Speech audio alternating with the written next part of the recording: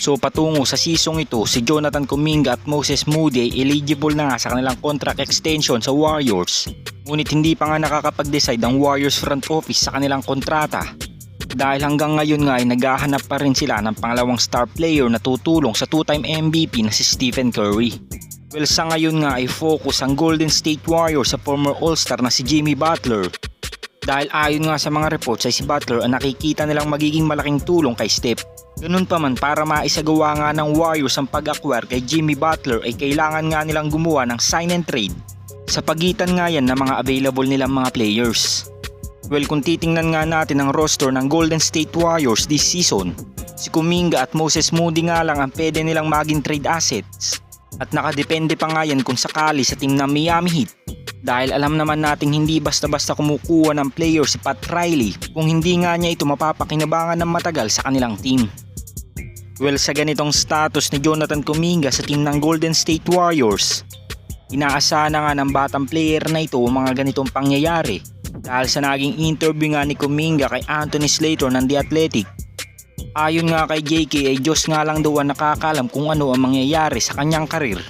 Ngunit ayos nga lang daw ito at wala nga daw siyang concern sa kanyang kontrata dahil masaya nga daw siyang simula ng ika-4 niyang season sa team ng Golden State Warriors.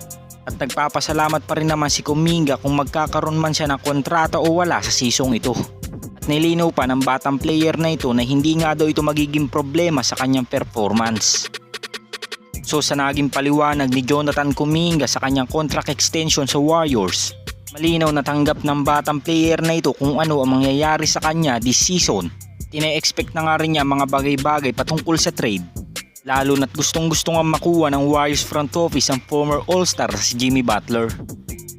Samantala sa height ni Trayce Jackson Davis na 6'9" last season, ngayon nga ay medyo tumangkad na ang batang player na ito dahil listed 6'10" na siya bilang center.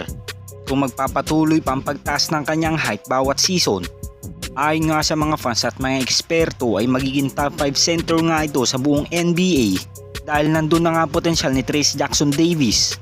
Napakadominante nga din ng batang player na ito sa ilalim ng basket. Napakaraming mga veteranong center nga din ang pinahirapan niya nitong regular season, kung saan kahit si Nikola Jokic ay humanga kay Trayce Jackson Davis.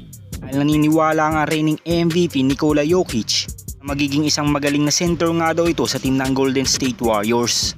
At dahil sa potensyal nga nakikita ng karamihan kay TJD, posible na nga ring magkaroon ng maraming playing time ang batang player na ito ngayong regular season dahil inihahanda na nga ng Warriors front office ang kanilang mga batang players kapag nagretiro na si Steph at Draymond Green.